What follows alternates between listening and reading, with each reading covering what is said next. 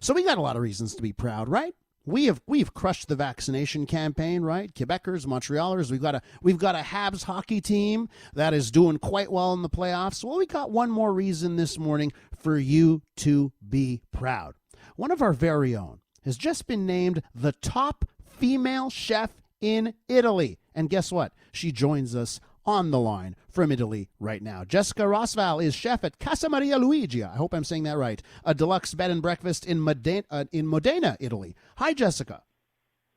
Hello, how are you? Oh, I'm so great. I'm even better now that I'm talking to you. You went to Dawson College. I went to Dawson College. Everything good comes out of Dawson College. But tell me about your career path. How does a Dawson College girl from the West Island, from DDO, end up being named the top female chef in all of Italy? Well, it's actually been quite the journey because I did go to Dawson College a long time ago. My career working in restaurants actually started before that. I was in high school. I got this, small after-school job hostessing at an Italian restaurant on the West Island of Montreal, and I would go there, from 5 to 9, seat people at their tables. And I was inspired by the industry at that one specific restaurant. I love the feeling, the community, the teamwork, this whole restaurant world that was, that existed that I had never been exposed to before. And that was really my first step in the door. I was 15 years old, so that's 20 years ago now. And then I continued working these jobs until I ended up at Dawson College, after at which point I begged my parents to let me go, of course, to culinary school. I went to the ITHQ in Montreal. And then, the rest is history. It's just years of hard work and staying dedicated to your craft that got me to where I am today. How do you end up in Italy? So I actually had the opportunity 8 years ago. I was with, my partner at the time who had been applying to schools around the world, got a scholarship to a school in Milan. And I had never lived outside of Canada before. And I just kind of saw it as an opportunity, an excuse to say, all right, I'm going to take a year off, travel Europe. I have this experience I had always wanted. So I packed up and left and came to Italy. And it was just after 1 week that I got here that I ended up eating at Osteria Francescana, a 3 Michelin star restaurant owned by Chef Massimo Bottura, where I met him at the table. I was having this incredible menu that was called Come to Italy with Me. And the thing that blew me away the most was that I actually felt, that I had traveled around Italy just with this 12-course menu. It was emotional. It was beautiful. It was poetic. It was, intense. And it was the most deep way that I had ever seen or been exposed to food in my life up until that point. And then I kind of said that day, forget about my year off. Forget about traveling Europe. This is an opportunity, that I'll only have once in a lifetime to ask a chef like him for a job.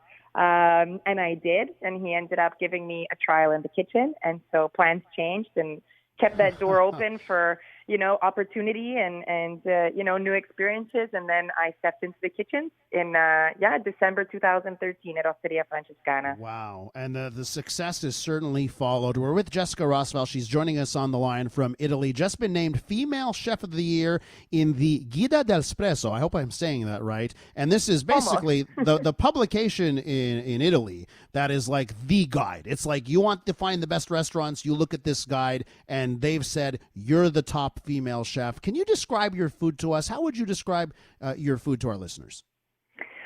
Well, it's a really interesting food program that we have at Casa Maria Luigia. This is what we call a bed and breakfast. It's actually a very luxurious home in the Emilian countryside. And the first thing, to keep in mind is that when this hotel was opened with Massimo and his wife Lara, as well as myself and the kitchen team, we had this idea that we really wanted to revolutionize hospitality and fine dining. We wanted to take away some of the coldness or maybe some of the impersonal approach that's come with this luxurious dining and hotel service. We wanted to bring warmth back into it. We wanted to bring conviviality back into it, and so that was our first goal. So creating this home where, you show up and you walk into the kitchen and there's food ready for you all day. You walk into the music room and there's 10,000 records and you choose what music you want to put on. Or the cocktail room, you make your own cocktail. So the first step was making people come into this luxurious environment and feel at ease and feel at home, which is something that's very rare to find nowadays. And then we have different culinary programs. The first one is, of course, the breakfast. The breakfast is, a contemporary interpretation of very traditional Modenese breakfast items, things that the farmers used to eat, around 9 or 10 in the morning after they had already been working in the fields for hours. It's called merenda estiva, so like summer snack. And when they would come back in at about 9 or 10 o'clock in the morning, they would drink lambrusco, eat cotechino sausage, have zabayone with marsala wine in it.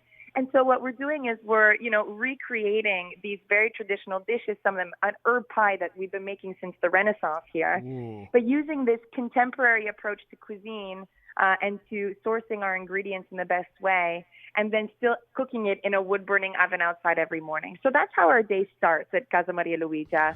After, well, it sounds incredible. I could go on for a long time with this. Well, Jessica, we have about a minute here to wrap up, and I want to end off by asking you about the last year, due to the pandemic. And, if I want, let's say I'm a Montrealan and I've just heard this story and I'm like, okay, end of this summer, we can start traveling again. I want to come to Italy. I want to stay at the bed and breakfast. How is the tourism part of this? How are things going? Can I book a place at the villa right now if I wanted to? Well, you can probably try and book if there's availability. Absolutely. We are seeing tourism in Europe start up again. Absolutely. We have our first, American travelers that are coming back again. We have European borders are opening up. And so there really is this beautiful, sense of, things going back to the way that they were before, but better than the way they were before, because now people have an appreciation for dining and traveling and being in these situations again that has been lost for so long. So definitely it's opening up. And definitely if you can get on a plane, book your rooms at Casa Maria Luigia quickly, because they are probably sold out, but there might be 1 or 2 left at the end of the summer. Not going to lie, while you've been talking, I've been on the website and I'm going through the days. July looks, oh man, yeah, there's a lot of bookings, Anyways, it seems like it's been a tremendous success. I love the enthusiasm in your voice. I'm so happy for you, Jessica, and thanks for sharing it with our listeners. Thank you so much. Have a nice day. That is Jessica Rosval, chef at Casa Maria Luigia. I hope I'm saying that right. Deluxe bed and breakfast in Modena, Italy.